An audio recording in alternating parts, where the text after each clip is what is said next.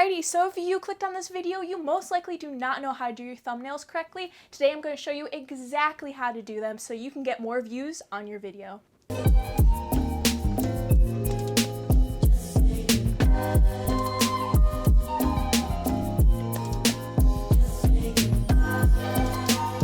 Hello beautiful souls, my name is Brielle. I am a brand strategist where I help young entrepreneurs turn their passions into profitable businesses. Today I'm going to share with you mistakes that small YouTubers are making with their thumbnails and how you can avoid them. I am actually using a free website, which is pexels.com, where you can use free footage and free pictures to use however you please. And so what I did is I took the photos off of pexels.com and made my own thumbnails, so I'm not taking someone's existing thumbnail out there on the internet. So first up right here, we have the collage that's kind of done where you combine all the photos that you have from your trip and put them on as their thumbnail. All you are seeing is just a busy thumbnail. When you have a busy thumbnail, it makes the viewer less likely to click on it because they see so much going on. There's nothing that really stands out.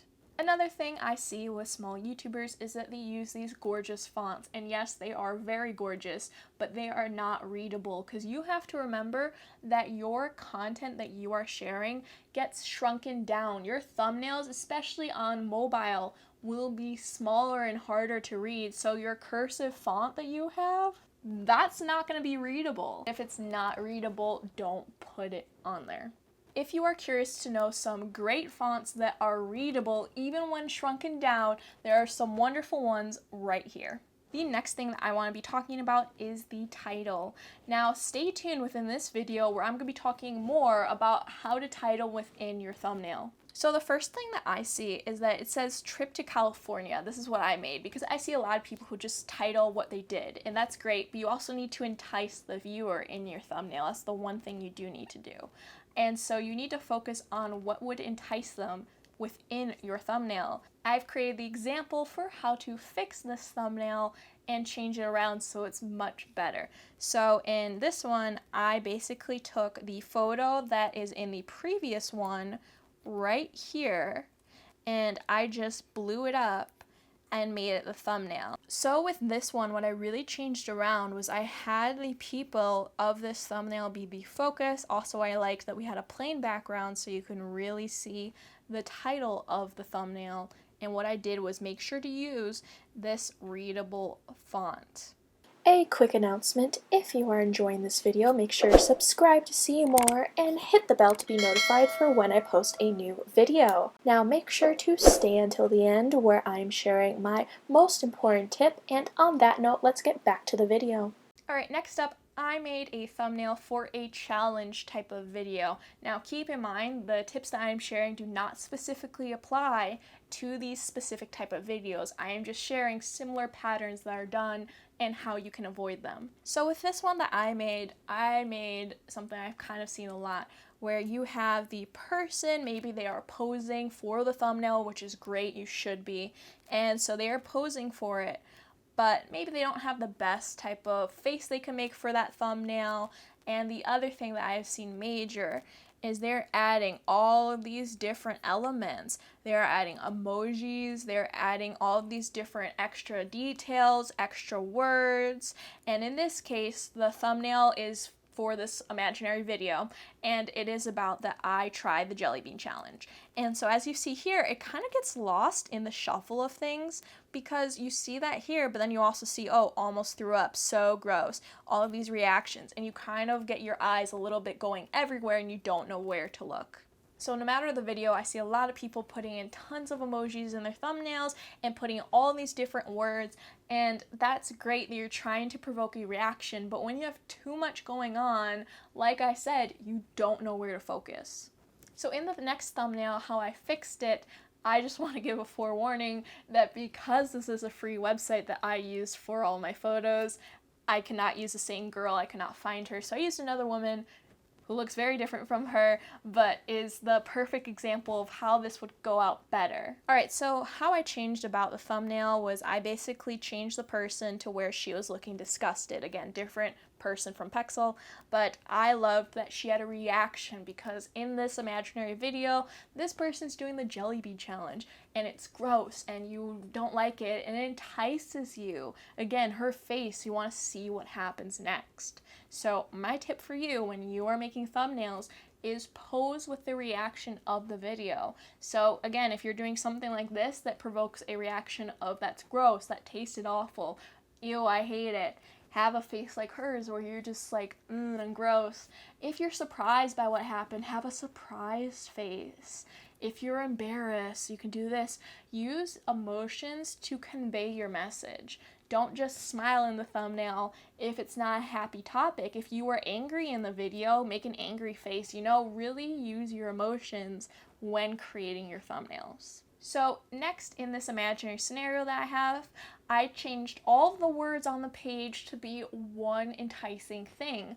When you create your videos, you want to make sure that they are short sentences that really capture what you were trying to convey for that video. In this case, it was, I almost threw up 3 times, like, oh my god. So I changed it around where it definitely gets a reaction out of you. Another thing that I did was I took an image of a home and then I blurred it out, and so then you can't really see it, and I had it so then the person and the text are more of the focus on your thumbnail. This is so easy to do and is much better than having a very blank color 2D type of background. Okay, so titling within your thumbnails, how do you go about that? So when you are titling your thumbnails, you want to, like I just previously said, make them short and concise that really gets across your message, and you want to change it up. Now, what I mean about that is going back to what I just said with the other thumbnail where I said up here, I tried the jelly bean challenge. Yeah, that's what you did, but here's the thing, if you put that in your thumbnail and you also had within your title, I tried the jelly bean challenge, don't put that in your thumbnail, seriously. So what you want in your thumbnail is to convey a similar message, not the same message. They are totally different.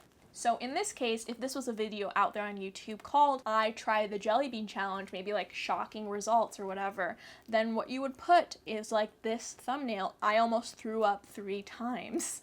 And so that would be your thumbnail title.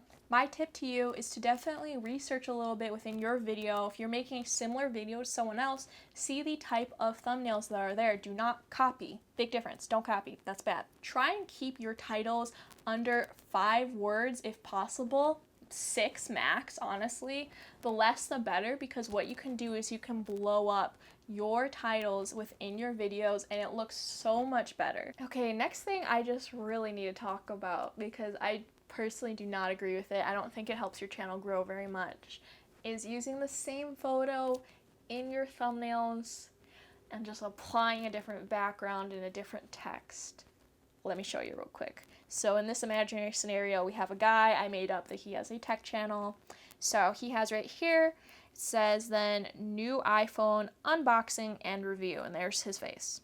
We have a little purple background. In the next one, he has best mic for podcasts. Same shirt, same photo, different background, different text. Then we have best vlog camera 2020. Same picture, same shirt, different background, different text.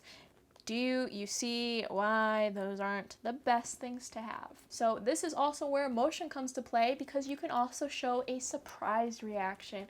You can show shocking in that you're upset, sad, happy, whatever. Change up your poses, learn different ways to take the photos. So there is so many different ways, and you need to focus within each video with different thumbnails. Next up is how to properly place your photos on your thumbnails. Let me explain why.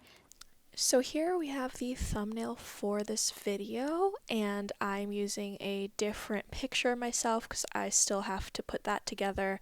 but I wanted to use this as the example for why positioning matters. Let me show you. So the thing is, when you post your thumbnail and it goes on YouTube, you have to remember some key elements.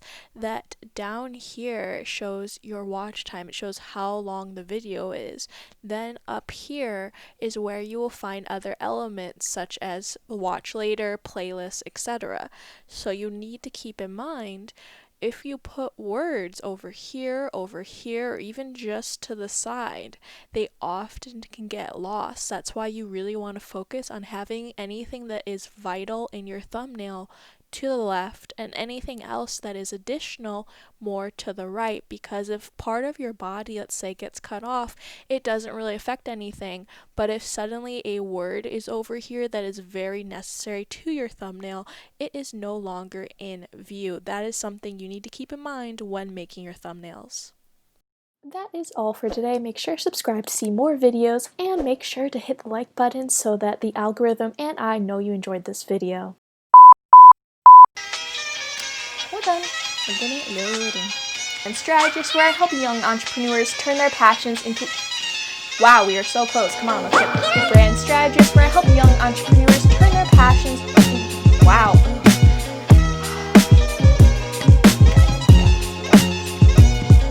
Businesses. Today I'm going to share with you one more time. Brand Strategist, where I help young entrepreneurs turn their passions into a